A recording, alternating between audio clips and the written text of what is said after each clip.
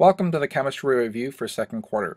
Now, we did cover chemistry first quarter, and this goes on a report card as part of your physical science grade. It covered the measurement, covered chemistry, and any physical science that we get to at the end of the year. So this test is very important to you because this will basically be your quarter grade. So even if you did really well first quarter, if you just memorized all the answers and then you forgot them 2 or 3 days later, it's not going to be enough for you. So these are the things you're going to have to really study. First of all, and this is the order that I would go in. I would start with the chemistry notes. I'm sorry, let me grab a pen here. I would start now with the chemistry notes, but start with Schoology. We will open these up again for you so you can go through them and review. Most of the questions, well, it's kind of one of those things. If you understand that you have Schoology, Schoology leads to the test. Well, basically, we're having another test, so we're going to pull a lot of the questions for this test out of Schoology. So Schoology is the first thing I would study. Now, is it going to be all the same questions? How long is this test? The test, if it was on paper, is just going to be a front and back. We're actually going to take this test on Schoology. The second thing I would do is study your tests. Go over your tests. What did you get wrong? Were there some things that you made some mistakes on? Even if you passed the test with a 3 or a 4, study the things you got wrong. And then the last thing I would do is study your notes. So Schoology by far is the first thing I would study, and study mostly that. Then if you have extra time, study, look over your old chemistry test, look over your notes. So it goes in that order: 1, 2, this one mainly the ones you got wrong, and then 3. Now, those are going to be your short answer, not short answer questions, but your multiple choice, true and false, things like that. There's also going to be several short answer questions on there.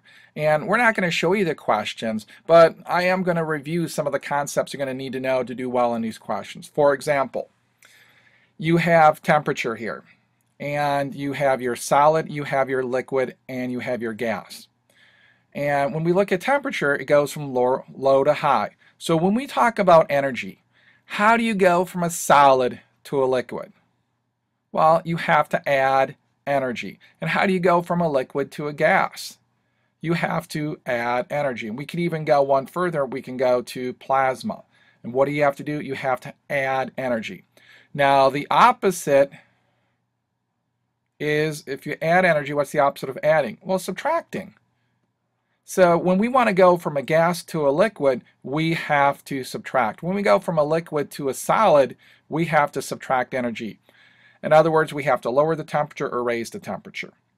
Now, we've got freezing point, boiling point. In your answer, it might be a good idea to talk about when I go from a liquid to a gas, I boil a liquid. When I go from a solid to a liquid,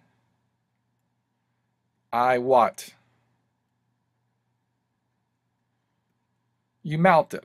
So now when you go the other way, when you go from a liquid to a solid, what do? You freeze it.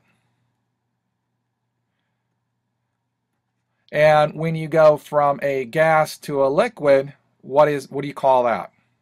Do you remember? Evaporation.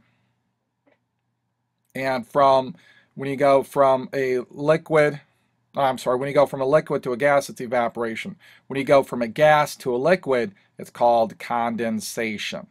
So know how energy is involved, and know how these phase changes are involved.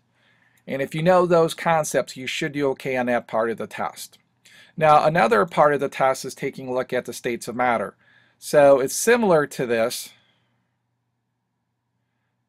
but yet it's different.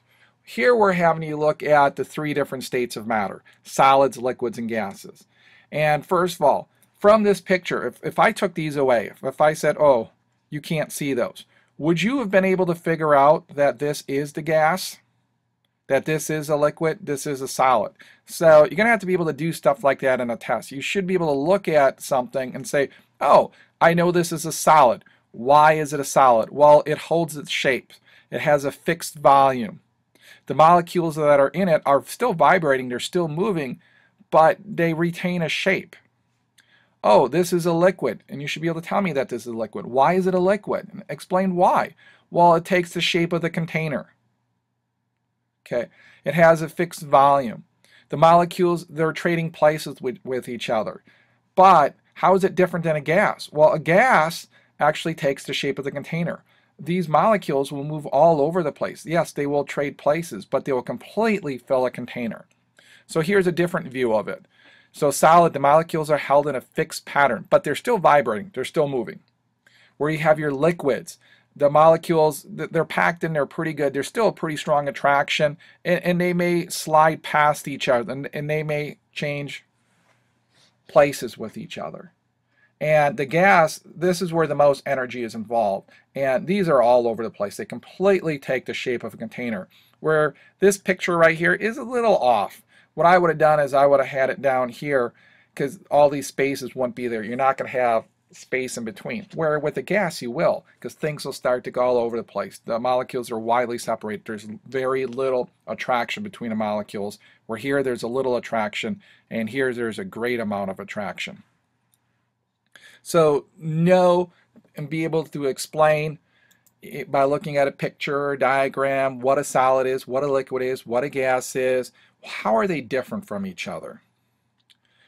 And the last concept that we've actually talked about in quite a few of our units so far is that of density. If you remember, density equals mass divided by volume. And we worked with density in two different ways. One, we actually found a density of objects. If you remember, we built boats. We found the density of those boats. And the density of water is 1.0 or 1.0. So anything with a density greater than 1 tends to sink. Anything less tends to what? Tends to float. Good. So know that concept. And we haven't talked about buoyancy yet, because you might look at a large ship and say, well, it's made out of steel. Steel has a density greater than 1. Why does it float? Well, that has a lot to do with buoyancy. So when we look at this, we may have you rank some items and say, okay, tell me which one is the most dense. And you'd be able to say, oh, we're looking at lead right here, and it's 11.3. Is that the most dense? Oh, no, here, look, gold is 19.3. Is that more dense than 0.94? Yes, it is. So you should be able to look at this, understand what it's telling you, and how to rank the density. Now, the other type, or the other way that we looked at density is by looking at relative density. And relative density is taking a look at how dense something is related to something else, and that's why they call it relative density. So for example, this is a neat thing that they did here. They have milk, they have maple syrup, corn syrup, honey, water, vegetable oil, rubbing alcohol, and lamp oil. So when I look at this, I know what's on top. This right here, which is lamp oil, and if I was to compare it to this blue rubbing alcohol here, they must put food coloring in, I would know that the lamp oil is going to be less dense than the rubbing alcohol, because more dense objects will be below less dense objects. So this one would be less dense. I'll put less D here. And we know here at the bottom, the honey would be the most dense out of these liquids. And when we look over here, it looks like a Gatorade container from the top here. They have different things in here as well. And if you remember, we did a lab where we just had water. And the water had salt in it, different concentrations of salt, and you had to separate them, and you had to figure out which one was the least dense, which one was the most dense. And that's relative density. So on a test, you might have to look at an object like this and explain why these colors separated. And you'd have to tell me, well, they separated because they have different densities. And the one that's on the bottom is the most dense, the one that's on the least, or on the top is the least dense, and the ones in the middle, this one would be next in density, this one would be the next one, this one would be the next one, and then here finally you'd have the least dense object or material, or in this case liquid, and this would be the most dense. So are you able to explain all that? And so you can see all these questions, they're not necessarily hard questions, but they make you think a lot. They make you think about density and how things compare to each other. They make you think about how phase changes occur and why they happen, and what's going on in a liquid, in a solid, and in a gas. So if you watch this video and you still have some questions, just ask your science teacher. We'll be happy to help you out and go over anything if you want. Thank you.